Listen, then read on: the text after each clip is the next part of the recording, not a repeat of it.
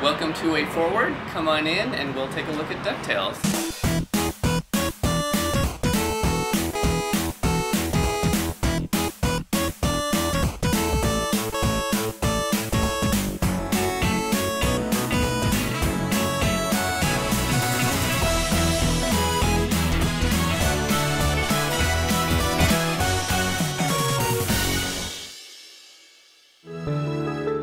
First step in creating the backgrounds was to really study the NES levels. We had the NES maps, blocked out. We had the entire map from both a level design perspective and sort of a art layout perspective. We looked at the levels and to try to interpret, what the feeling was. For something like Transylvania, when you look at the actual original layout, it feels like it's broken into a few different areas. There's kind of a dungeon, underground, very brick area where it had the spikes. There's the entryway, kind of a foyer, and there's like doors and sort of some wood and some like wallpaper kind of falling off, and then the grand ballroom with the red drapes.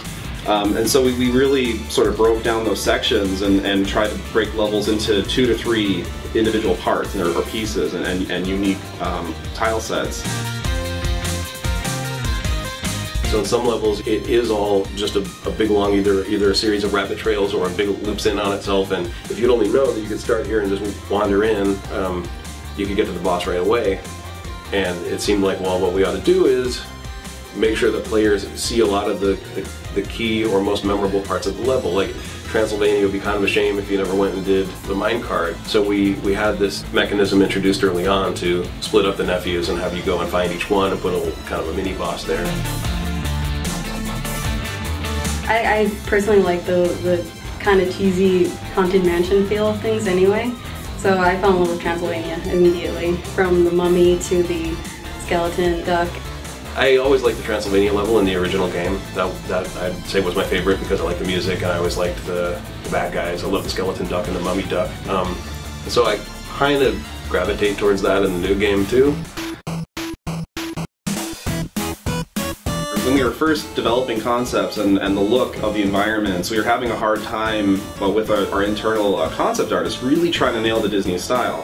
We have incredibly talented people, but there's this certain look, and so we did an internet search and we were looking up DuckTales backgrounds and different concept art, and I came across a blog with sketches from the original show, like thumbnails and actual layout drawings from the original show. It all came from one place, came from this one guy, Mike Peraza, and I thought, well, let's just contact him, see maybe he has a stockpile of layout art that we can rifle through and take some photos and scans, and he just wanted to work with us. And so we actually contracted him to work on the game. And the funny thing about Mike Peraza is he worked on the original DuckTales show, and now he's a Disney Imagineer.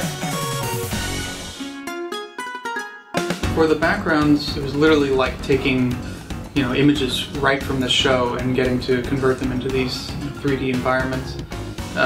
So it was absolutely a blast getting to sort of cut them up and place them together to create, the depth that you see in the game. And we would take the individual layers of that mountainscape and just sort of subtly take out, the contours of that mountain, make the forms that are closer to the camera actually come out towards you with really basic geometry, but the effect was actually really powerful.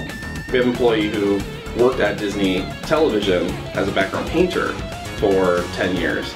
And so after Mike Peraza would do the layouts, we would give it to our background painter, and he would paint the backgrounds to just look like the show. And he had DuckTales open in the background. We're watching the original episodes like while he's working on our DuckTales painting. So we started, rather than just with a concept, we started with what would be a finished background painting for the show, with every detail meticulously painted.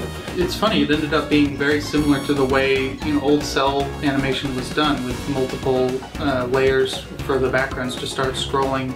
So all the paintings are as high quality as you would do for something that would be completely flat and traditional, like some of the past 2D HD games we had done. But starting with these giant paintings, we had very large textures. So we're really pushing the limits of some of these consoles and how much texture memory they have with all the textures and all the frames of animation and the particle effects and and the result is amazing with this game running at 1080p and 60 frames a second. It's just spectacular.